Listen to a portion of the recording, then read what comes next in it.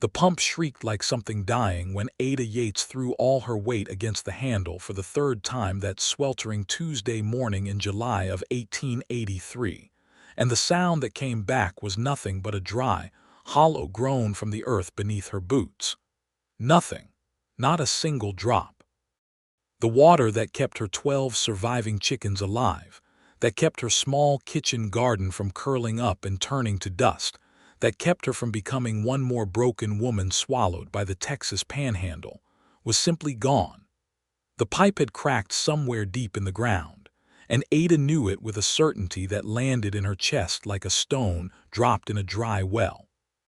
She stood in the brutal morning sun with her hands still wrapped around the pump handle, her dark hair sticking to the back of her neck, and she felt the full weight of her situation pressed down on her like a boot on her spine. 31 years old, widowed for 14 months, 87 acres of cracked earth that her late husband Holt had bought on credit and never fully paid off, with the final installment due to the Dunmore Land Office in exactly 42 days. Without water, she could not keep the chickens. Without the chickens, she could not sell eggs to the mercantile in Reed Rock. Without those egg sales, she could not make the payment. And without that payment, the land would go to Warren Dunmore, who had made it abundantly clear on 3 separate occasions that he did not want the land at all. He wanted Ada to lose it so she would have nowhere to go and no choice but to accept the arrangement he had in mind. She released the handle and took 2 steps backward, sitting down hard on the wooden porch step and pressing the heels of her hands against her eyes until she saw red and orange patterns blooming in the darkness behind her lids. She did not cry. Ada Yates had used up her tears in the first week after Holt's funeral, when she had sat in this same house alone and understood for the first time what it felt like to be utterly invisible to the world. She had not cried since, and she did not intend to start again now. What she did not expect, in that moment of silent defeat, was the sound of hoofbeats coming up the dirt road toward her gate. She pulled her hands away from her face and squinted into the sun. A man on a dark roan horse was moving at an easy pace, not hurrying, not slowing either, just traveling in that direction the way men did when they had no particular destination but had pointed themselves somewhere and intended to follow through. He was broad across the shoulders and wore a battered brown hat with the brim pulled low. His duster was the color of dried mud. A rifle rested in a saddle scabbard at his knee, and a bedroll was lashed behind the saddle with practiced efficiency. There was something in the way he sat the horse, a kind of deep, settled stillness that suggested a man who had been moving for a very long time and had grown comfortable with it. He might have ridden straight past. He should have ridden straight past. The gate to Ada's property was closed, and there was no sign, no invitation, nothing to mark her place as anything other than a struggling homestead bedder left alone. But the man slowed the roan to a stop level with her gate, and he looked at the pump. Then he looked at her. Then he looked at the pump again in that quiet, assessing way that Ada would come to understand was simply how Cyrus Bailey processed the world. He read situations the way other men read wanted posters, with a kind of flat, thorough attention that missed nothing. He dismounted without a word, tied the roan to her fence post with a single loop of rope, opened her gate, and walked toward the pump as if he had been sent there specifically to deal with it. Ada was on her feet instantly. "Hold on," she said, her voice sharper than she intended. "I did not invite you through that gate." "No," he agreed. His voice was low and a little rough at the edges, like a hinge that needed oil. He did not stop walking. "Then what do you think you are doing?" He crouched beside the pump and pulled something from his coat pocket, a small wrench. He examined the base of the pump with his eyes first, then ran his fingers along the pipe casing in a deliberate, unhurried way. "Your pipe is cracked just below the coupling," he said. "Probably has been working loose for a month. The pressure finally went."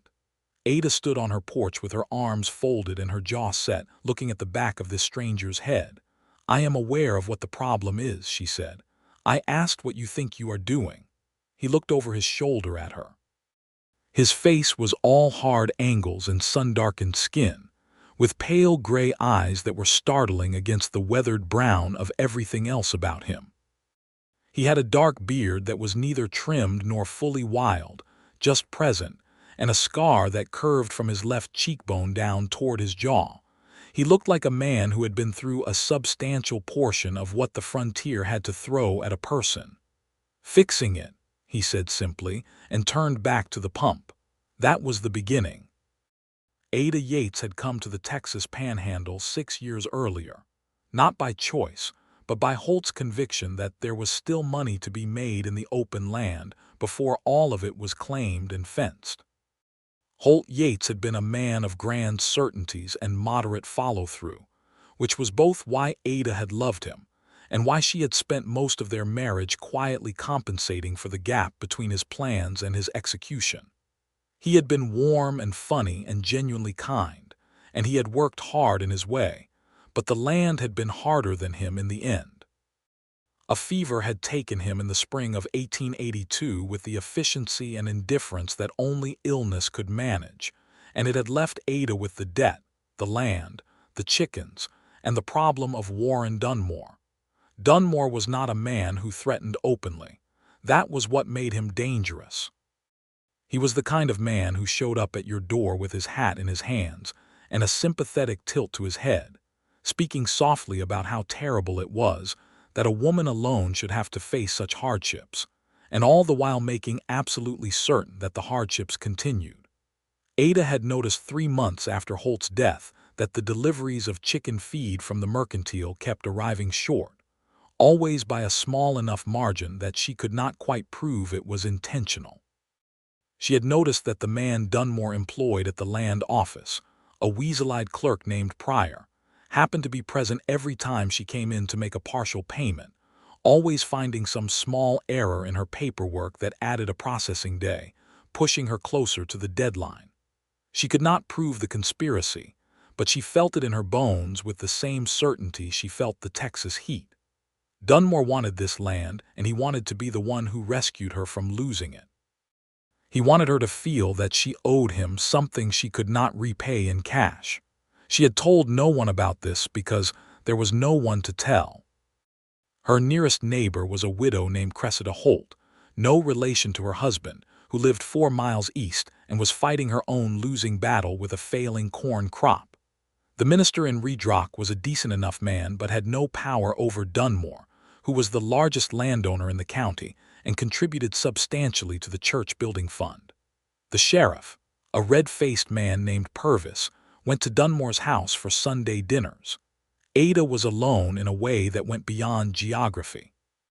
So when Cyrus Bailey crouched beside her pump on that Tuesday morning in July and began to disassemble it with the quiet competence of someone who had repaired things all his life, Ada did not know whether to feel grateful or furious or terrified, because strangers who showed up offering help in the middle of a desperate situation always had motives, and motives in her experience were the one thing that were never what they appeared. He worked for an hour and a half. Ada watched from the porch for the first 20 minutes, then went inside to do her morning tasks, then came back out because the sound of the wrench against the metal was irritating her in the way that things you cannot control are always irritating. She brought a tin cup of water from the household barrel she kept inside and set it on the porch railing without saying anything.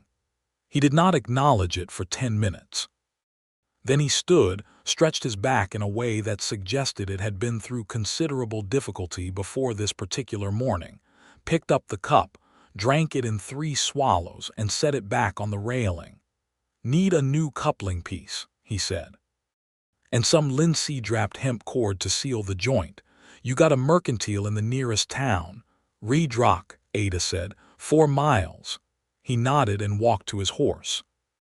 Ada felt a sharp and humiliating surge of panic at the thought that he was simply leaving, that she had snapped at him and stood back and offered him nothing but a cup of water, and now he was going to ride away, and the pump would sit broken in the yard, and in 42 days Warren Dunmore would show up with his sympathetic hat and his cold eyes.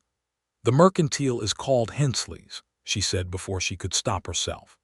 "They stock hardware in the back, though it is a limited selection." Cyrus Bailey looked at her from beside the roan. Something in his gray eyes shifted almost imperceptibly. "I know Hensley's," he said, which told her he had been through Redrock before or was perhaps heading there. She did not ask which. "I can pay for the parts," she said, lifting her chin slightly because she needed him to understand that she was not asking for charity, that whatever this was, it was a transaction and she intended to hold her end of it. "I'll be back before noon," he said, and that was all. He was back in 2 hours and 14 minutes, which she knew because she watched the clock on the kitchen mantel with a focus she usually reserved for things that mattered considerably more. He came through the gate with a small paper parcel from Hensley's tucked into his coat pocket and went straight to the pump without coming to the porch first, without checking whether she was there or whether she wanted him to continue. She found this simultaneously infuriating and deeply reassuring, because a man who was working an angle would have come to the porch first. He would have made conversation. He would have made himself agreeable. Cyrus Bailey was not working at being agreeable. He was simply fixing the pump. She watched him work and noticed things she had not let herself notice before. His hands were very capable, moving with the kind of sureness that comes from having done hard physical things for many years. The scar on his jaw continued down the side of his neck and disappeared into his collar. He was perhaps 35, she thought, though the sun and whatever else had happened to him made it hard to be certain. He did not hum or whistle the way men often did when they were working. He was simply quiet, not the silence of a man who had nothing to say, but the silence of a man who had long ago decided not to say things that did not need saying. At 11:15, he pumped the handle 3 times and clear cold water came up from the earth and poured over his hands and splashed into the dirt trough below, and Ada felt something unlock in her chest that she had not realized was locked. She pressed the back of her hand against her mouth for a moment. Just a moment. Then she walked to the pump and worked the handle herself, watching the water come. She could hear the chickens starting to stir in the pen, agitated by the smell of water in the dry air. She filled the trough and filled the bucket she kept beside it and stood with the water running cold over her wrist and felt a gratitude so fierce and overwhelming that it frightened her. "Thank you," she said quietly. "The coupling will hold," he said, drying his hands on a rag from his coat pocket. "But you should have someone check the full pipe length before winter. The ground shifts when it freezes." "I will see to it," she said, which was not precisely a lie but was not precise truth either, since she did not know who she would have seen to it. She had intended to pay him, and she went inside to get the money she kept in the flour canister, the count of it already doing painful arithmetic in her head against the 42 days and the payment due. When she came back out with the coins, he was not at the pump. He was not at his horse. He was sitting on her porch steps, not inside. She had not invited him inside and he had not asked. He had simply sat down on her porch steps with his elbows on his knees and his hat pushed back on his head, looking out at the flat, shimmering land the way a man looks at something he is trying to understand. Ada stood with the coins in her palm and looked at the back of this stranger who had fixed her pump and was now sitting on her steps as if he had some claim to the place, which he did not, and she felt the whole complicated architecture of her weariness and her loneliness and her exhaustion shift around this inconvenient human fact of him. "You are sitting on my steps," she said. "I am," he confirmed. "I did not invite you." "You did not," he agreed without moving. She stood there for a moment longer. Then she sat down beside him, not close, with a proper amount of space between them, and she held out the coins. He looked at them. He did not take them. "The parts cost 40 cents, he said. "You can pay for the parts. And your time." A long pause. He looked back out at the land. "I was not doing anything with it," he said. Ada kept her hand out until he took the coins, which he did after a moment with a kind of resignation that suggested he was doing it because arguing about it would take more energy than it was worth. He put them in his coat pocket and went back to looking at the land. "Where are you going?" Ada asked. It was a straightforward question, and she asked it the straightforward way, without any particular inflection to suggest she had a stake in the answer. Was headed to Amarillo, he said. Was, she noted. He glanced at her sideways. Was, he confirmed. Amarillo was north and west. She did not know what had redirected him, or whether he had simply been drifting and had no real destination, and Amarillo was just the name of a place he had pointed himself toward. She did not ask. She was aware, sitting beside him on the steps of her own porch, that she was doing something that the people of Raydrock would consider inappropriate at best and evidence of questionable character at worst. A widow sitting on her porch steps with a strange drifter. She was also aware that she did not care, which was its own kind of revelation. "I have some cold cornbread from yesterday," she said, "if you are hungry." He did not answer immediately. Then that would be all right. She went inside and brought the cornbread out on the tin plate she used for herself when she did not bother with proper place settings, which was most mornings. She brought it out rather than inviting him in, because there was an instinct in her that understood the careful distance between them was something that needed to be maintained for reasons neither of them would have been able to articulate clearly.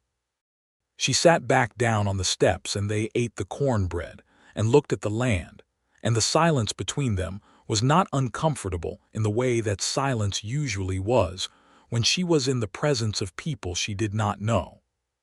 His name came out gradually, the way information came out of men who were used to keeping it to themselves. He said it without context, just as she was thinking she was going to have to ask directly and was deciding whether she wanted to give him the satisfaction of her curiosity. "Cyrus Bailey," he said, as if she had asked. "Ada Yates," she said back. Another silence. "Then, this your land?" "It is," she said. 87 acres. "Or will be in 42 days if I can make the final payment to the land office." She did not know why she told him that. It was the kind of thing you did not tell strangers. It was the kind of information that outlined the exact shape of your vulnerability and handed it to someone you did not know. But the words came out and she did not take them back because it occurred to her, sitting there on the steps, that she was tired, bone-deep and spirit-deep tired, of pretending to people she did not have problems. Cyrus Bailey looked at her. The pale gray eyes were very direct, without the careful social calibrations that most people applied when they were deciding whether to respond to someone's honesty with honesty of their own. "How much?" he said. $63.50. He was quiet for a moment. Then he looked back at the land. "That is a lot," he said, which was both accurate and not helpful, and she almost laughed. The almost laugh must have shown on her face because something changed in his expression, very briefly, something that might have been the distant ancestor of a smile. "I have a plan," she said, which was partially true. "The chickens." He looked at the chicken pen. She watched him do the math and could see from his expression that the math was not favorable. "How many eggs a week?" he asked. 40 on a good week. "Hensley pays 3 cents a dozen. That is about $1 a week, sometimes $1.25. He was quiet. The math was obvious. At that rate, 6 weeks would produce perhaps $7 or $8, nowhere near 63. She knew this. She had known it for weeks and had been living in the space between the knowing and the refusing to surrender. "There is a man who wants this land," she said, and then she told him about Warren Dunmore. She told him about the short feed deliveries and the clerk named Pryor and the Sunday dinners with the sheriff. She told it flatly, without drama, the way she had rehearsed it in her own head many times while doing chores, the way you rehearse things you know people are likely to dismiss. She waited for him to say something dismissive. He said, "What does he want from you?" "I believe he wants me to feel that I owe him enough that I will accept his help as payment." His help meaning marriage. "That is my belief." Cyrus Bailey's jaw tightened almost imperceptibly. It was a small thing, just a slight hardening along the line of the scar, but Ada noticed it the way you notice small things about people you are paying more attention to than you have admitted to yourself. He looked out at the land again. The roan at the fence post was dozing in the heat, one hind leg cocked. The chickens had settled. A hawk was riding a thermal high above the brown grass, and its shadow slid across the dirt yard without making a sound. I was a Pinkerton detective, Cyrus Bailey said. For 8 years, Ada waited. I am not one anymore, he said, which was clear enough from his current circumstances, though she did not say so. What happened, she asked, a long silence. Long enough that she thought he was not going to answer. Then, there was a job in Kansas, a man I was sent to find. I found him, and what I found out about the people who sent me to find him changed the picture considerably. He stopped. In what way? Ada said. He looked at her. In the way of betrayal, he said. The agency had a hidden motive. The man I was tracking was not what they told me he was. He was a witness against someone powerful enough to make problems for a lot of people who preferred not to have problems. I was supposed to find him so they could silence him. I did not know that when I started. Another pause. I know it now. And what did you do? Ada said. I let him go, Cyrus said. And then I left. She looked at the side of his face. The man she was looking at had given up a career and a purpose because of a conscience, and was now drifting through the Texas panhandle with nowhere to be and nothing to do except fix broken pumps for women he did not know. She thought about the nature of hidden motives and forced choices, and the dark past that a person carried with them the way they carried a bedroll, strapped to the back of everything they were, and she felt a recognition that had nothing to do with logic. Are they looking for you? She asked. The Pinkerton agency. Not actively, he said. A man who left without taking their secrets to a newspaper is not worth the expense of pursuit. A pause. As far as I know. Ada decided to accept that caveat and move on. Can you do carpentry? She asked. He looked at her with an expression that was trying to understand the shift in conversational direction. Some, he said. The feed coop is falling apart on the east side. If the chickens get out into the grass, I will lose half of them to the hawks before I can chase them back in. I cannot fix it myself because I do not have the upper body strength to drive fence posts. She looked at her hands briefly. I have tried. He looked at the chicken coop, then he looked at her. I can fix the coop, he said. I can pay you, she said. With what money? He said without inflection, which was both rude and accurate. Ada squared her shoulders. I can cook, she said. I can make 3 meals a day, and there is a barn with a cot in it that my husband used when he worked late. It is clean. The roof is sound. You can stay until the coop is fixed and I will feed you well. She paused. That is the offer. It is a fair offer, and I mean it as a business arrangement and nothing else. Cyrus Bailey looked at the barn. He looked at her. He looked at the chicken coop. He looked at the roan at the fence post. It was the most she had seen his gaze move in the whole of their conversation, and she understood that he was genuinely thinking it through, not performing consideration but actually having it. All right, he said. That was how a drifter who had fixed her pump and sat on her steps without being invited inside came to sleep in Ada Yates' barn on the 1st of July in 1883. He was up before her the next morning, which she discovered when she came out with the water bucket for the chickens, and found that the chickens had already been watered, and the eggs already collected and placed in the basket she kept on the porch. She stood holding her own empty bucket and looked at the basket of eggs and felt something she could not immediately name. He was in the barn when she found him, examining the boards she had stacked against the interior wall 6 months ago, when she had realized the coop needed fixing, and had bought the boards before fully calculating whether she could manage the work herself. He had them sorted by length and was running his hand along their grain with that same thorough, unhurried attention he gave to everything. You should have coffee, she said from the barn door. He looked up. I already made it, he said. Pots on the stove. Hope you do not mind. She minded and did not mind simultaneously, which was becoming a pattern with Cyrus Bailey. She went back inside and found the coffee pot on her stove, already hot, and poured herself a cup and stood at the kitchen window looking out at the barn and thinking about secrets and the foolishness of trusting strangers, and the way the water had come up from the pump yesterday clear and cold. He built the east wall of the coop back in 2 days. He was methodical and precise, and wasted almost no material, which suggested experience, and he improvised a small latch for the gate with a bent piece of scrap iron that would resist a coyote's nose.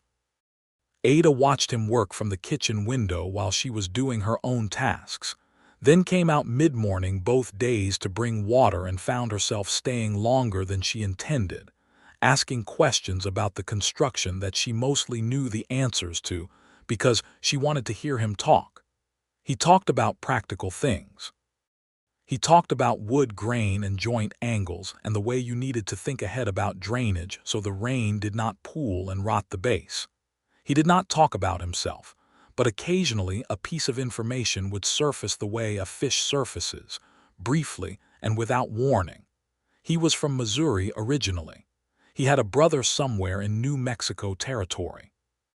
He had been a farm boy before he became a Pinkerton, which explained the competence with tools, and a Pinkerton before he became nothing in particular, which explained the competence with silence.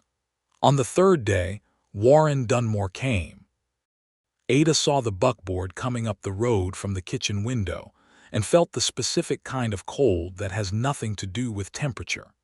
She set down the bread she was kneading and went to the door and stood on the porch with her arms at her sides, watching Dunmore drive through her gate with the proprietary ease of a man who has long since decided a boundary applies to other people.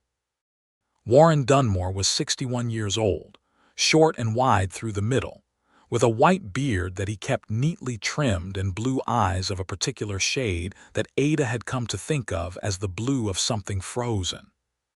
He wore good clothes, not flashy but expensive in a quiet way, and he carried himself with the complete comfort of a man who had not been told no often enough to build a tolerance for it. "Mrs. Yates," he said, climbing down from the buckboard with the careful movements of a man whose knees were beginning to argue with him. "I heard you were having trouble with your water. I came to see if I could be of assistance."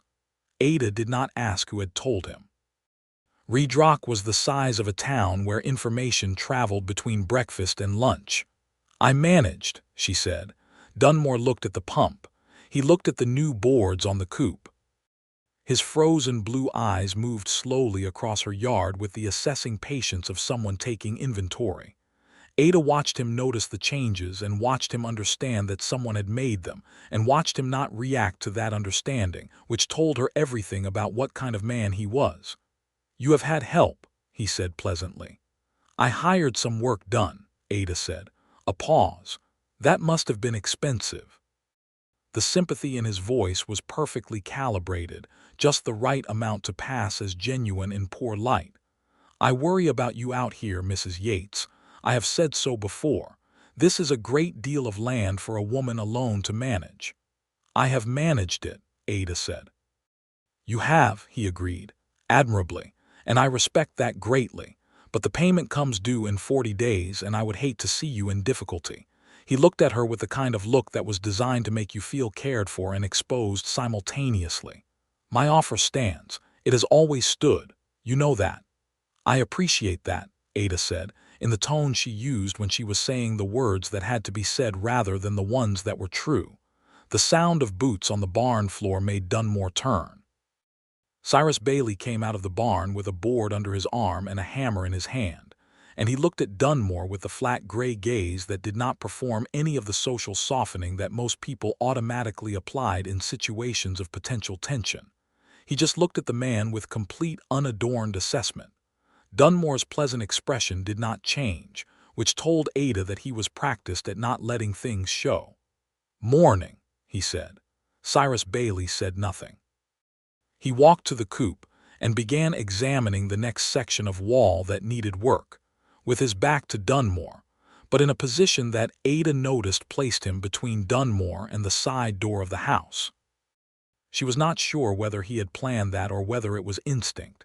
She suspected it was instinct developed through years of reading situations for threat. Dunmore looked at Cyrus's back for a moment. Then he looked at Ada. Something in the frozen blue eyes had changed almost imperceptibly. "Well," he said, his voice still easy and warm, "I will not keep you, but the offer stands, Mrs. Yates. Do not let pride be your enemy." After he left, Ada stood on the porch until the buckboard was back on the road. Then she sat down on the steps, the same steps she had sat on with Cyrus 2 days ago, and she pressed her palms flat on the warm wood on either side of her thighs and breathed. Cyrus had stopped working. He was looking at the road where Dunmore's buckboard was diminishing. "That is Dunmore," he said. It was not a question. "Yes," Ada said. He was quiet for a moment. "He will be back." "He is always back," she said. Another silence. Then Cyrus said, "In my Pinkerton years I came across men like that, men who use patience as a weapon. They are more dangerous than men who threaten directly because they give you nowhere to push back against." "I know," Ada said. "I have been aware of that for 14 months. He looked at her. The gray eyes held something she had not seen in them before, a kind of deliberate attention that was different from the attention he gave to broken pumps and fence boards. It was the attention of someone looking at a person rather than a problem. "You have been fighting this alone," he said. "That has been the situation," she said. He turned back to the coop and went back to work. But Ada noticed that he worked a little faster after that, with a kind of quiet urgency that had not been there before. Over the next week, a pattern established itself between them that felt natural and earned rather than imposed. He woke before her and saw to the chickens and the first round of morning water, and she made breakfast and they ate it at the kitchen table. He at the chair he had claimed by proximity since the first morning he had come inside to discuss the coop repair, she at the chair opposite. They did not speak much during meals, but the silence was not empty. It was the silence of two people who were comfortable enough with each other to be quiet. He fixed the coop. He repaired a section of fence on the south boundary that she had not even mentioned to him. He found a wagon wheel in the barn that had been cracked and left, and fixed it without being asked. He did these things without announcement or expectation of acknowledgement, and Ada found herself watching him with a feeling that was becoming harder to categorize as simple gratitude. She caught herself noticing things. The way he moved his coffee cup to the side before opening his hands to explain something, as if he needed physical space to organize his thoughts. The way he always checked the sky in the morning before he looked at the ground, reading the weather before he read the day. The way he had, without any discussion, begun leaving her porch lamp lit when he went to the barn at night, apparently having noticed that she checked it before she went to sleep. On the 8th day she asked him about the scar. They were sitting on the steps in the evening, which had become a custom, watching the sky go from orange to purple to the deep blue that precedes dark. The heat had eased enough that it felt almost kind. Ada had a cup of tea and Cyrus had his coffee, and the chickens were settled, and the land was quiet in the enormous way that only very flat, very open land can be quiet. "You can ask," he said before she had said anything. She looked at him. "The scar," she said. "Kansas," he said. "The job I told you about. When I let the man go, his pursuers were not entirely pleased with me. There was a confrontation." He paused. "One of them had a knife. Were you badly hurt?" she asked. "Not permanently," he said. Then, after a moment, "There was a second man. He had a gun. The man I let go came back to stop him." A pause, which was not something I expected. Ada looked at him. "He saved your life." "He did. And then?" "And then I left, and he left. And we went in different directions, and I have not seen him since." Ada thought about that. A man whose conscience had cost him his career and nearly his life, who had been saved by the person he had endangered himself to protect, who had then turned around and walked away from everything. She thought about the kind of courage it took to walk away from a life you had built, even a complicated one, and to start over as nothing in particular, heading toward Amarillo or anywhere. "Do you miss it?" she asked. "The detective work." He considered this with genuine attention. "Parts of it," he said. "The solving, the working out of what a situation really is." A pause. "Not the parts where what the situation really was turned out to be a trap someone else had set and I was in the middle of it." "A forced choice," Ada said. He looked at her. "Yes," he said, "exactly that." The sky had gone fully dark and the stars were coming out with the extravagance they reserved for places with no competing light. Ada looked up at them and thought about forced choices and how most of the significant things in life were structured that way, arrived at by a narrowing of circumstances rather than a clean exercise of free will. She had not chosen to be a widow. She had not chosen Dunmore's interest. She had not chosen the broken pump, but she was choosing each day to remain, to push the handle, to make the payment, to keep the land. And she had not chosen for Cyrus Bailey to come through her gate, but she was choosing not to send him away. Husband used to say that the frontier was a test, she said, that it was designed to find out what you were made of. Holt Yates, Cyrus said. He had learned the name from the conversations over meals, the way she referred to him naturally when she was explaining the history of the land or the layout of the outbuildings. Yes, she said. He sounds like a man who thought about things, Cyrus said carefully. He was, Ada said. He was not always right about them, but he thought about them. She paused. He would have liked you, I think. He had a great admiration for people who were good at practical things, because he himself was not particularly practical. She smiled slightly. He was better at the ideas. Cyrus looked at the stars. What was the idea about this land, he asked. That it would become something, Ada said. That if you held it long enough and worked it right, the land would respond. That the panhandle was not finished yet. She looked out at the flat darkness. I think he was right about that. I think I am just the person who has to do the holding. On the 12th day, things changed. Ada had gone into Redrock to sell the week's eggs at Hensley's and to pick up supplies. She left Cyrus working on a leaking section of the barn roof, which he had noticed without being asked, and drove the wagon into town with the egg basket and a short list and her carefully maintained expression of someone who had no pressing problems. At Hensley's, she ran into Cressida Holt from 4 miles east. Cressida was a small, direct woman in her 50s, with the kind of face that had stopped bothering with pretense several decades ago, and she looked at Ada with the measuring eye of someone who had already heard something. I hear you have a man staying at your place, Cressida said, handing her the second item from the list with the efficiency of someone who has worked in stores long enough to handle conversation and transactions simultaneously. I hired some repairs done, Ada said. He is staying in the barn. Cressida's expression was neither judgmental nor approving, simply factual. Does he have a name? Cyrus Bailey. Cressida set down the tin of baking powder she had been reaching for. Bailey, she said. You know that name.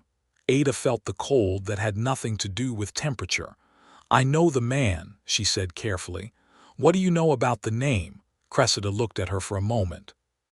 Then she lowered her voice to a register meant for serious things. There was talk about a year ago, coming up from San Antonio, a Pinkerton man named Bailey who had some kind of falling out with the agency.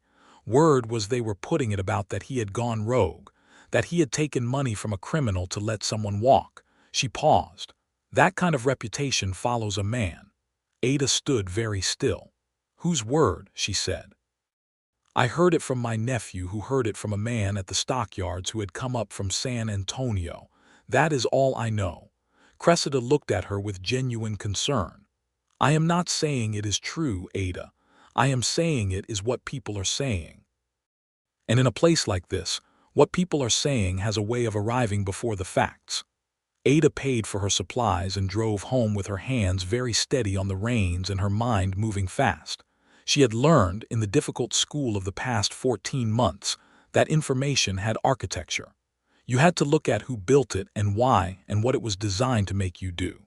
The story Cressida had heard, that Cyrus had taken money from a criminal, was the exact opposite of what he had told her.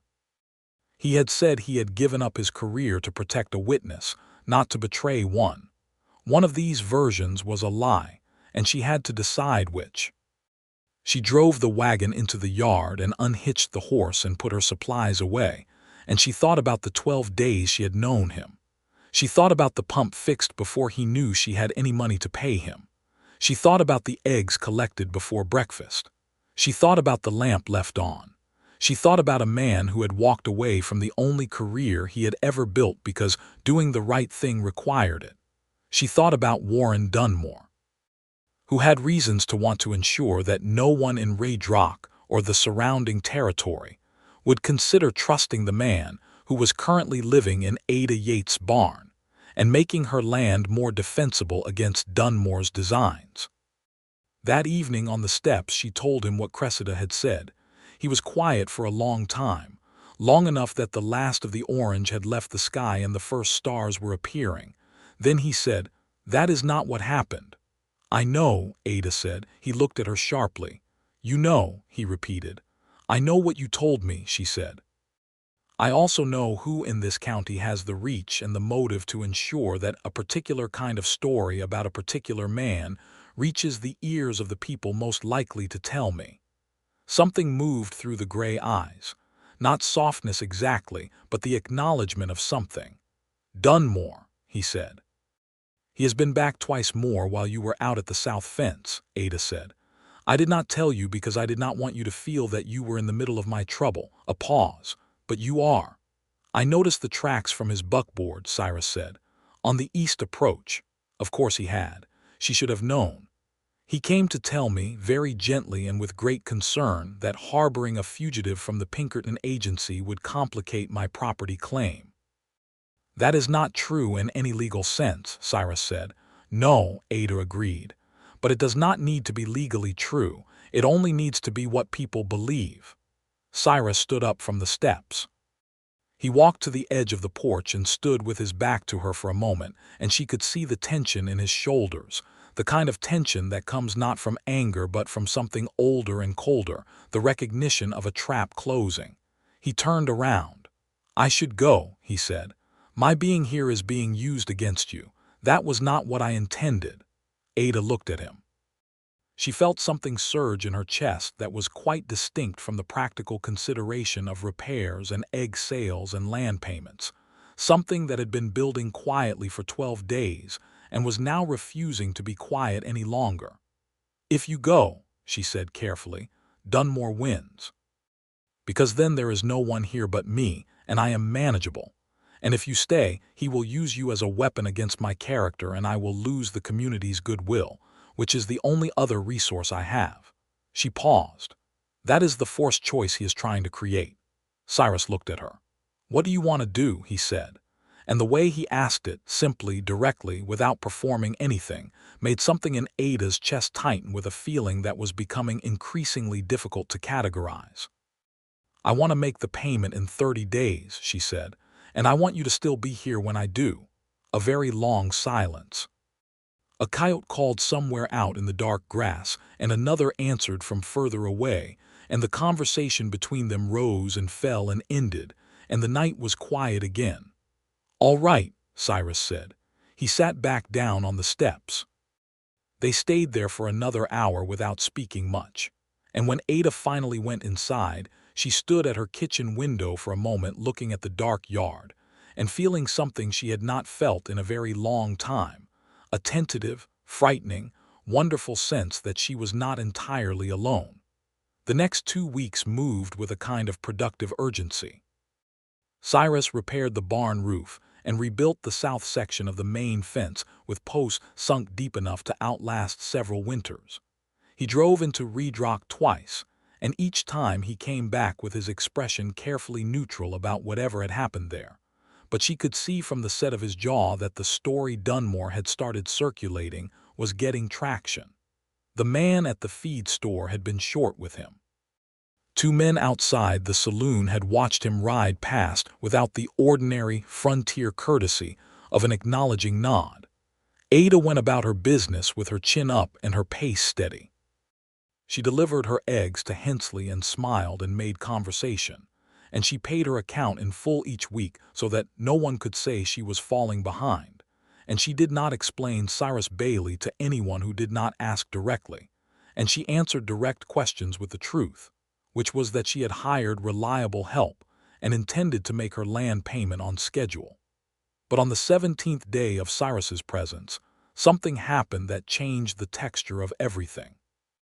He came in to supper quiet in a way that was different from his ordinary quiet. This was the quiet of someone carrying something heavy and trying not to show the effort. Ada set the plates and poured the coffee and sat down and waited. "I went to the land office today," he said. Ada put down her fork. "Why?" "To look at the record of your husband's original purchase," he said. "The deed, the payment schedule, the terms." Ada felt both touched and alarmed. That is private information, she said. It is public record, he said. Land office transactions are open to inspection. He looked at her directly. Ada, the payment schedule your husband signed has a clause in it. A standard one, but it matters. If a payment is tendered to the land office in good faith within the deadline, it must be accepted regardless of the amount of any previous payment delays. I know that, Ada said. I have been making partial payments. Pryor has been logging them incorrectly, Cyrus said. Not fraudulently, not in a way that would stand up as obvious forgery, but with a systematic set of small errors. Each one individually looks like a clerical mistake. Together they add up to a picture where your account appears to be further behind than it is. Ada went very still. By how much? According to Pryor's ledger, you owe $71.20, Cyrus said. According to the actual receipts which Pryor was supposed to file and did file but which I found in the back of a drawer rather than in the main record book, you owe $59.40. Ada breathed. That is still a great deal of money, she said. It is, he agreed, but it is not an impossible amount, not with what I could contribute. Ada looked at him. I am not taking your money, she said. Her voice was very firm. I have savings, he said with equal firmness. 8 years of Pinkerton wages. I am not a wealthy man, but I am not an empty one either. What I have been spending it on since I left Kansas is nothing. You cannot give me money, Ada said. That is not something I can accept. It would be a loan, he said. You know that is not something I can repay, she said. And if I could not repay it, it would not be a loan. It would be the same trap Dunmore is trying to set, dressed up differently. He looked at her. Something in his expression was very still and very concentrated. I am not Dunmore, he said quietly. No, she said. You are not. She met his eyes. That is exactly why I cannot take your money, Cyrus. Because you are not him. Because what you offer would come with good faith, and I would not be able to live with the weight of owing it. He was quiet for a long time. Outside, an owl called once from the vicinity of the barn. The lamp on the table threw its yellow circle across the supper dishes and the tablecloth Ada had owned since before she came west, the one with the small blue flowers faded now to almost gray. What if it were not a loan, he said, very carefully. Very slowly, the way he said things that he had been working up to for longer than the current conversation. Ada waited. What if it were, he said, and stopped. He looked at his hands on the table. The capable hands. The ones that had fixed her pump and built her fence and repaired her roof. What if it were a different kind of arrangement entirely? Ada's heart was doing something irregular in her chest. What kind of arrangement? She said, very quietly. He looked up. The gray eyes were direct and very serious and contained in their depth, something that she recognized because it lived in the same space in her own chest where the carefully categorized feelings had been accumulating for 17 days. The permanent kind, he said. The word sat between them in the lamplight. Ada looked at him for a long time. She thought about dark pasts and forbidden hopes, and the things she had told herself she would not do again, not because she had not loved Holt, but because the particular vulnerability of loving someone felt, in her more pragmatic moments, like a liability she could not afford. She thought about sitting on the steps and the lamp he left on, and the eggs collected before she was awake, and the way he had stood between her and Dunmore's buckboard without making a performance of it. She thought about a man who had given up everything for his conscience and was now sitting at her kitchen table offering to give up whatever was left. You have known me for 17 days, she said. I know, he said. You came through my gate without being invited, she said. I know, he said again. And you sat on my steps without being asked. Something shifted in his expression, almost a smile, the closest thing she had seen to one from him in 17 days of careful observation. I did, he said. Ada looked at the tablecloth with the faded blue flowers. She thought about the 42 days that had become 25 days. She thought about the land, hers or close enough to hers, that she had spent 14 months defending. She thought about what it would mean to have someone beside her, not because the frontier had forced them into proximity, but because they had both looked at the situation clearly and chosen it anyway. You would need to understand, she said, that this is my land, that it stays mine, that you would be coming here to my life and not the other way. Yes, he said, and that I will not be managed, she said, not by Dunmore and not by anyone else. No, he agreed. I would not expect to manage you. And that I am not a woman who needs saving, she said, which was the most important thing. I have been managing this situation. I will continue to manage it. What I am considering is a partnership with equal standing. He looked at her steadily. That is what I am proposing, he said. Ada folded her hands on the table. Then I think, she said, and her voice was steady but her heart was not, that we should speak to the minister in Redrock. Cyrus Bailey sat back in his chair. The almost smile became something fuller, something that changed his face entirely, softening the hard angles and the scar and the long-cultivated stillness into something she had not expected and found she was completely unprepared for. It was the face of someone who had been very far away from a good thing for a very long time and had just been handed one. "All right," he said. They went to Redrock 2 days later, a Thursday, in Ada's wagon. The minister, whose name was Reverend Calloway and who was a decent man as she had assessed him, received them in his study with the measured calm of a man who had performed enough frontier weddings to understand that the circumstances of frontier marriages were not always conventional. He looked at them both with the particular attention of a man deciding whether he was being asked to do something inadvisable, and whatever he saw in them apparently satisfied him. He did ask one question, directly to Cyrus, that Ada respected him for asking. "Are you currently married or otherwise legally obligated to another person?" he said.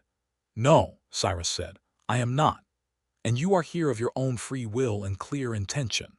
"Yes," Cyrus said. Calloway nodded and opened his book. They were married in Calloway's study on a Thursday morning in late July of 1883, with Calloway's wife as witness and a second witness from the congregation who had been polishing pew railings and was commandeered for the purpose. Ada wore her best dress, which was green and not specifically a wedding dress but was clean and pressed, and Cyrus wore his least battered shirt, and had combed his hair and trimmed his beard to something that acknowledged social norms while still being fundamentally his own. He did not look like a man performing comfort. He looked like a man who was exactly where he had decided to be. When Calloway reached the part about love and keeping, Cyrus turned to look at her and Ada met his eyes, and what passed between them in that moment had nothing performative in it. It was the look of two people who had chosen this with open eyes, who understood what they were taking on, who were neither naive enough to romanticize it nor cynical enough to minimize it. He said the words simply and clearly, as he said everything. She said them back. They went to the land office directly after. Ada walked in with her chin up and Cyrus beside her, and she went to the counter and asked to see the record of her account. Pryor was there, as he usually was, with his weasel-eyed expression of neutral helpfulness. He pulled the ledger. Cyrus reached into his coat and produced the copies he had made of the original receipts. Copies, careful ones, written in his clear, precise hand against the originals he had found in the filing drawer and returned to their place. He set them on the counter beside the ledger and said, very pleasantly, "There appear to be some discrepancies." Pryor looked at the papers. His expression did not change, but something behind his eyes went very still. "I believe," Cyrus said, still pleasantly, "that the correct balance owed is $59.40. And I believe that both the county law and the state land code require that any payment tendered within the deadline must be accepted and posted on the day it is received." He looked at Pryor with the flat gray eyes that had seen a great deal of what men did when they thought they were not being watched. "Are we in agreement about that?" Pryor swallowed. "I would need to review the records," he said. "Please take whatever time you need," Cyrus said. "We will wait." They waited. After 20 minutes, during which Pryor disappeared into the back room several times, and Ada sat in the wooden chair by the window, and Cyrus stood with his back to the wall, in a position that gave him a clear view of both the front door and the back hallway. Pryor returned with a corrected figure, and an expression of a man who had decided that the risks of continued manipulation outweighed the benefits. The corrected figure was $59.40. Ada paid $40 of it from her household savings. Cyrus paid the remaining $19.40, which he produced from a leather wallet that was worn but not thin. The payment was logged, stamped, and receipted with Pryor's hand moving with uncharacteristic care and deliberateness. Ada took her copy of the receipt and folded it and put it in her dress pocket and felt the full weight of the past 14 months lift from her shoulders in a single, clean movement. They were in the wagon and out of Redrock and a mile down the road before Ada said anything. "He will tell Dunmore today," she said. "Before noon," Cyrus agreed. "And Dunmore will come. Probably tomorrow." Ada looked at the road ahead. The land on both sides was hers, brown and dry and enormous and entirely hers, and she felt toward it a love that was practical and fierce and not diminished at all by the difficulty. "Let him come," she said. Cyrus glanced at her sideways. The afternoon sun was in the west and it caught his face at an angle that showed her, again, the scar and the gray eyes and the weathered patience of him, and she thought about the fact that this man was now her husband, which was still an information she was in the process of fully absorbing. "Together," he said. "Together," she agreed. Warren Dunmore arrived the next morning, as predicted in his buckboard, with the careful pleasant smile and the frozen eyes and his hat in his hands as he climbed down. He walked to the porch with the easy proprietary stride and then stopped because Cyrus Bailey was sitting on the porch steps, not blocking the steps precisely, just present on them, with his long legs stretched out and his hat on and his gray eyes on Dunmore with a calm, thorough attention. Ada stood in the doorway behind him. "Mrs. Yates," Dunmore said. Then he corrected himself with a slight tightening around the eyes that he controlled very well. "I hear congratulations are in order." "Thank you," Ada said pleasantly. "And congratulations on the land payment," Dunmore said, still pleasant, still warm, still the exact temperature of something that has never been warm at all. "That is a relief, I am sure." "It is," Ada said. Dunmore looked at Cyrus. Cyrus looked at Dunmore. Neither of them said anything for a moment that stretched long enough to have its own weight. "Well," Dunmore said finally, "I hope you both will be well. This is hard country." "We know it is," Ada said. Dunmore nodded once and got back in his buckboard and turned it around and drove back down the road, and Ada watched him go with the clear-eyed attention of someone who knows a retreat when she sees one, but also knows that a man like Dunmore retreats to regroup, not to surrender. She intended to be ready for whatever came next, but she also intended to live her life in the time between, which was the frontier way of it. Cyrus watched the buckboard until it was out of sight. Then he looked at her over his shoulder. "That went better than it could have," he said. "Yes," she said. "It did." He stood up from the steps and turned to face her. They were very close, the two of them in the doorway of the house that was her house and now theirs. And the morning was bright and there was water in the pump, and the chickens were in their repaired coop, and the land was paid and they were married, and Ada felt the specific kind of happiness that comes not from the absence of difficulty, but from the presence of someone to face it with. She reached up and put her hand briefly against the side of his face, the side with the scar. He went very still. His eyes went to hers and stayed there. She stood on her toes and kissed him once, gently, on the corner of his mouth.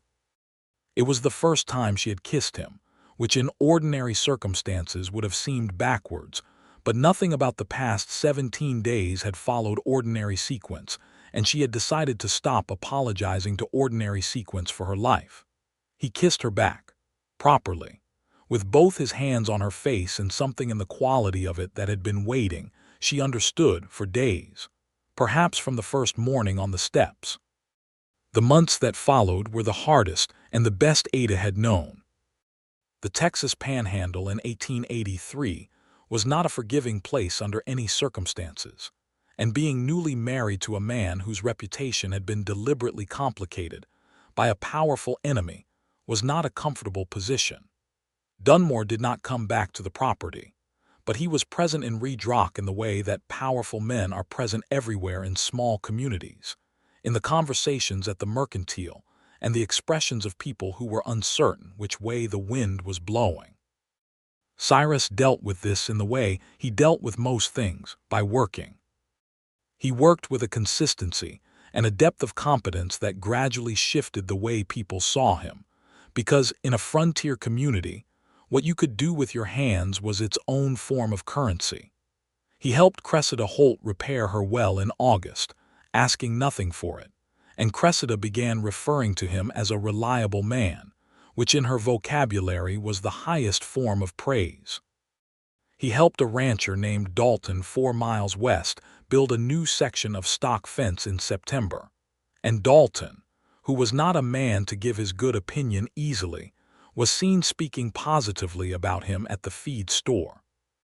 The egg business improved because Cyrus had, on his own initiative, written to a contact in Amarillo about the possibility of a regular supply arrangement with a restaurant there. The contact responded, and a small but steady additional income began arriving. Not huge, not transformative, but real and consistent in the way that real income is always a little miraculous. Dunmore tried once more, in October, not through a direct approach but through Pryor at the land office, who suggested to Ada on her monthly visit that the deed registration for the married name change had introduced some ambiguity into the title.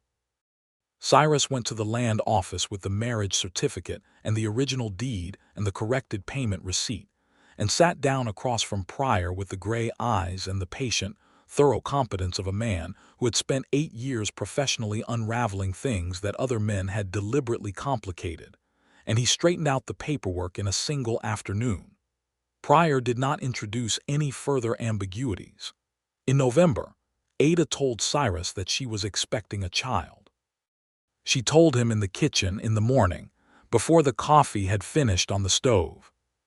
She told him with her hands folded on the table and her eyes on his face, watching for the reaction with the directness she applied to things that mattered.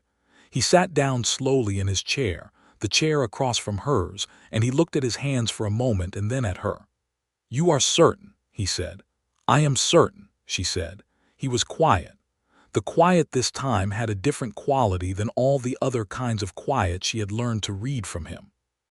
This was the quiet of someone moving through an internal experience so significant that words were not adequate to it and had temporarily vacated the premises. "Cyrus," she said. He looked up.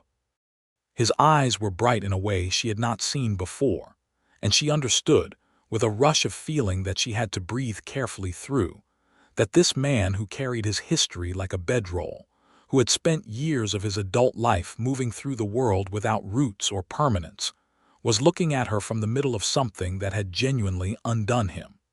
He stood up and came around the table and sat in the chair beside her and took her hands in both of his and held them. He did not say anything for a long moment. Then he said very quietly, "This is the best thing." And Ada, who had used up her tears a long time ago and had not cried since, found that she had apparently been saving some of them for this particular morning, and let them go.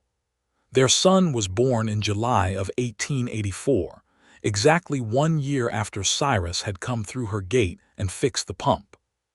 He was a large, indignant baby who arrived in the small hours of a hot night with the assistance of Cressida Holt, who had apparently delivered enough frontier babies to manage the process with brisk, warm efficiency. Ada worked hard for 8 hours, and at the end of it held a child with dark hair, and when he finally opened them, gray eyes that were startling against everything else about his small, furious face. They named him Joel Holt Bailey, the middle name after Ada's late husband, which had been Ada's suggestion, and which Cyrus had accepted with the quiet solemnity of a man who understood that a person's history was not a threat to the present, and that honoring the dead did not diminish the living. Cyrus held Joel that first morning with an expression that Ada had never seen on his face before, and stored away in the permanent memory she was building of him. He held the baby with the same careful, thorough competence that he brought to everything, but under it was something entirely unguarded, something that had not made it through his defenses because it did not have the nature of a threat and therefore had not triggered any of his well-developed screening systems. It was pure, unadulterated wonder. "He looks like you," Ada said, watching them. "He looks like a person who has opinions," Cyrus said. "That is also me," Ada said, the almost smile. The real smile. The smile that she had accumulated 17 years' worth of occasions to see, and which still operated on her the same way it had the first time, with a warmth that traveled from her chest outward. The land changed over the next several years. Not dramatically, not in the way of sudden transformations, but in the steady, cumulative way that good daily work accumulates into something substantial.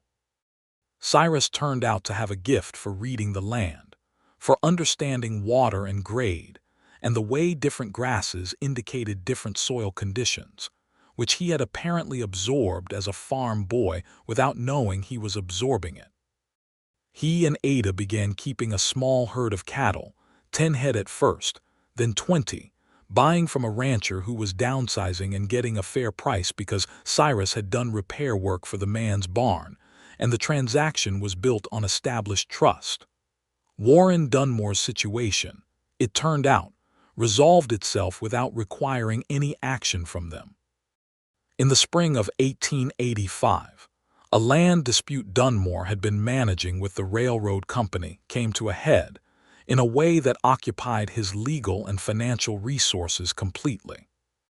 The railroad had a great deal more of both than Dunmore did, and what followed over the next year was the slow, procedural, thoroughly undramatic dismantling of a large part of his land holdings. He did not leave the county, but he was substantially diminished in it, and the people who had deferred to him were observed, gradually and then all at once, to be deferring to different people. Pryor left the land office in 1886 under circumstances that were described officially as voluntary resignation, and were understood by most people in Reed Rock to be something less voluntary. He moved south and was not spoken of much after that. Ada's relationship with Reed Rock shifted as the years passed, from the cautious mutual assessment of her first years to something warmer and more integrated.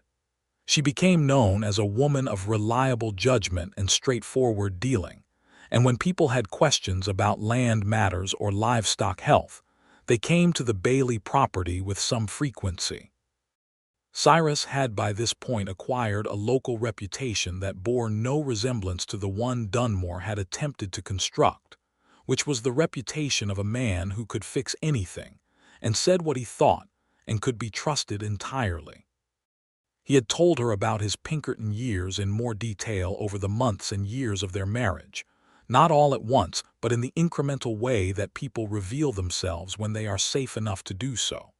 She had come to understand the full shape of what had happened in Kansas, the witness's name, the powerful man whose interests had been threatened, the choice Cyrus had made, and what it had cost him.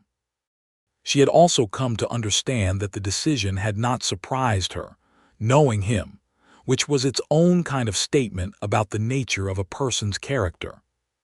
He had, in the course of his Pinkerton work, encountered some genuine injustice, and had carried the weight of it in ways he did not always articulate clearly, but which she could see in the way he responded to situations where power was being used against people who had none.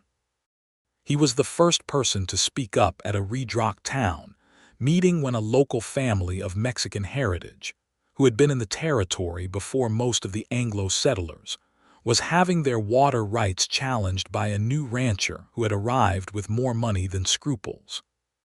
He spoke simply and from the facts and with the flat, thorough attention of someone who had learned to read what a situation really was, and the family's rights were upheld, and the new rancher was advised to familiarize himself with the actual history of the land he had purchased.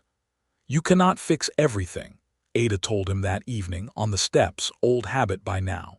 "No," he agreed, "but some things." Joel turned out to be a child of strong opinions and considerable physical energy, who from the age of 2 could be found at the pump, or at the fence, or in the barn, attempting to replicate whatever task Cyrus was engaged in with complete conviction and varying degrees of success. Cyrus taught him things patiently and thoroughly, with the same methodical care he brought to everything, and Joel absorbed them with an appetite that left both his parents occasionally breathless. He was clever and warm, and had his mother's directness and his father's stillness, which was an interesting combination to observe developing. In the summer of 1887, Ada told Cyrus she was expecting again. This time she told him in the evening, on the steps, with Joel already asleep in his room, and the land before them was not the cracked, desperate thing it had been 4 years ago, but something fuller, the grass somewhat better managed, the cattle visible as dark shapes in the far field, the barn solid on its repaired foundation. Cyrus looked at her sideways in the way she had come to know as the expression he used when he was feeling something he had not yet organized into words. "Are you well?" he asked. Which was his first question always. "I am very well," she said. He reached over and took her hand, which he did more easily now than he had at the beginning. The careful distance long since dissolved into the ordinary intimacy of people who have built a life together. They sat on the steps with their hands linked and the night coming in from the east and Joel's lamp visible in his window, and Ada thought about the broken pump and the man who had come through her gate and fixed it and then sat on her steps without being invited, and she felt a gratitude and a love so specific and so solid that it was like the ground beneath the house. Present always, reliable, real. "It will be a girl this time, I think," she said. "I do not know how you would know that," Cyrus said. "I know my body," she said with the tone of someone who is not actually interested in debating the matter. He made a sound that was not quite a laugh but occupied the adjacent territory. "What will we name her?" Ada considered. "Margaret," she said, "after my mother." "All right," he said. He was quiet for a moment. "And if she has your opinions?" "Then God help everyone," Ada said. He laughed. Fully, genuinely, the way he had learned to do in the years they had shared. She heard it and felt it the way she always did, like water coming up from a pump you were not sure would hold. Margaret arrived in February of 1888, in a winter that was cold enough to require genuine effort but not so brutal as to be dangerous, and she was indeed a girl with strong opinions who manifested them at volume from her first hours and did not subsequently moderate. She had Ada's dark hair, and it emerged over weeks, her father's pale gray eyes, which in a small female face were astonishing. She was named Margaret Ruth Bailey, Ruth after Cyrus's mother, which had been Cyrus's one addition to the naming conversation, offered quietly and without pressure, and accepted immediately. Joel regarded his sister with the evaluating attention of a 4-year-old who has not previously had to share space with a rival and is assembling a verdict. The verdict, delivered to his parents after 3 days of careful observation, was, "She is very loud, but I think she is fine," which they both considered a satisfactory outcome. By 1890, the Bailey property had grown to 110 acres. They had purchased the additional land from Cressida Holt's estate after Cressida passed in the winter of 1889, quietly, and with her affairs in order in the way that direct women of a certain age and experience tend to leave things. Cressida had no children and had told Ada explicitly 2 years before her death that she wanted the land to go to someone who would work it rather than sell it, and Ada had promised. The purchase was made at a fair price, the money coming from 6 years of accumulated egg sales and cattle income, and the careful management of every transaction that Cyrus brought to the household finances with the meticulous thoroughness of a former detective. Their life had the texture of honest work and genuine partnership. They argued sometimes, the particular arguments of 2 strong-willed people who both believed in being direct, and the arguments were usually about practical things, the timing of a fence project, the price to accept for a bull calf, whether Joel needed to go to the school in Redrock 4 days a week or whether 3 was sufficient given the distance. They argued and they resolved things and they went back to the work and to the steps in the evening and to the lamp left burning, which was still their habit, still the small gesture that said what large words sometimes could not. In the evenings, particularly in the summer when the light lasted long and the heat softened toward something bearable, they sat on the steps together and watched the land. Cyrus had, over the years, gradually become a man who talked more than he had when Ada had first known him, not because his fundamental nature had changed, but because he had found, in their shared life, that there was someone who received what he said with the same flat, thorough attention he gave to everything, and that this made saying things feel less like a risk. He talked about the farm in Missouri where he had grown up, before his father's death had scattered the family and sent him into the world young and mostly alone. He talked about the Pinkerton years with the distance that time and resolution provide.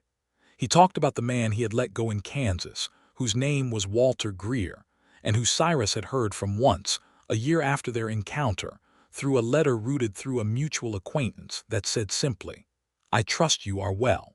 "I am." Ada had suggested they were even. He talked about Joel and Margaret with the particular warmth that parents reserve for conversations about their children conducted between themselves, out of the children's hearing, when the fullness of the feeling can be admitted without embarrassment. He was a good father in the way that surprised people who encountered him for the first time, because the stillness and the flat gaze and the battered hat did not immediately suggest tenderness. But the tenderness was there, very deep and very real, and it expressed itself in teaching rather than sentiment, in patience rather than proclamation, in the small, careful attentions that Joel and Margaret would not fully understand until they were old enough to see them in retrospect. Joel was, by the age of 8, almost as good with a wrench as his father. Margaret, by the age of 4, had memorized the egg count schedule and was keeping it in a small notebook with the concentration of a natural bookkeeper. Ada looked at her children and felt the particular satisfaction of seeing qualities you value showing up in new configurations in the people you have made, which is its own form of continuity. The year 1891 brought a drought, not as severe as some that the Panhandle had produced, but severe enough to test the cattle herd and reduce the grass and require careful management of the water supply. The pump, which Cyrus had maintained with the attention of someone who had fixed it once and intended it to hold indefinitely, continued to work. He checked the coupling and the pipe depth twice that summer and made adjustments, and it held. Ada watched him work the pump one August morning and felt, as she sometimes did, the full circle of it. The cracked pipe and the dry groan of the handle, and the man coming through her gate without being invited, and the water coming up cold from the earth. She thought about the 14 months of widowhood and the 42 days, and the coin she had pressed into his palm on the steps, which he had kept, she knew, in the inside pocket of his coat for years after, and which she suspected were still there somewhere in the chest where he kept his few personal items. She went and stood beside him at the pump. Joel was at the south fence checking cattle.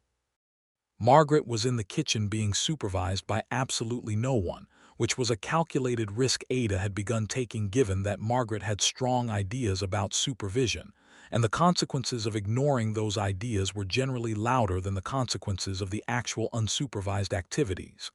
"Do you remember the first morning?" Ada said. Cyrus worked the pump handle. Clear water came up. He looked at her. "Yes," he said. "I was furious at you," she said. "I know," he said. "You came through my gate without being asked," she said. "Your pump was broken," he said, with the pragmatic simplicity that was his particular genius. "It needed fixing." Ada looked at the pump, then at him. "And then you sat on my steps," she said. "I did," he said. He was watching her with the gray eyes that she knew completely now, every shade of expression they were capable of, the few she had catalogued and learned to read like a language. Right now they held the particular shade that was his version of warmth, deep and direct and entirely sincere. "Without being invited," she said. "Without being invited," he confirmed. "And you did not leave," she said. "No," he said. I did not. Ada stood in the August morning with the pump running and the water cold in the trough, and looked at this man she had built her life beside, and felt the love she had accumulated for him over 8 years, which was by now a very large and substantial thing, something with roots and weight, and the specific kind of permanence that comes from being tested. Not the love of the first morning on the steps, though that had been in it somewhere, the seed of it. The love of 1,000 mornings and 8 years of honest work and 2 children and 100 arguments and 1,000 evenings on the steps watching the stars come out over the panhandle. She reached out and took his hand. He turned his palm up and closed his fingers around hers with the ease of long practice. "Good," she said. "I would not have liked it if you had." He understood her. He always understood her, which was the deepest and most sustaining miracle of the whole thing. "No," he said, "I do not suppose you would." Margaret's voice rose from inside the house in the tone that indicated either creative disaster or the need for an audience, and they both turned toward it with the unified parental attention that had become as automatic as breathing. And Ada squeezed his hand once before releasing it, and they went inside together, through the door of the house that was hers and his and their children's, into the life they had built from a broken pump and an uninvited guest, and the radical, defiant decision to not be alone anymore. The panhandle spread itself in every direction around the Bailey homestead, brown and enormous and indifferent in theirs. The pump held, the fence held, the land held. And on the steps each evening, when the work was done and the children were eventually subdued, and the stars were coming out with their extravagant frontier generosity, Ada and Cyrus Bailey sat together and looked at what they had made, and neither of them said much, because neither of them needed to. The story of the broken pump had become the story of the land, and the land had become the story of the life, and the life had become the story of the two of them, which was not the story either of them had planned or expected or plotted toward. It was the one that had arrived, like a man through an open gate, purposeful and uninvited and entirely, permanently right. And in the lamplit evenings with the children inside and the roan's descendants in the pasture and the pump waiting patient in the yard for morning, they were simply two people who had found each other in the enormous, ordinary difficulty of the world and had had the sense and the courage and the stubbornness to hold on, which was, in the end, all a life ever had to be.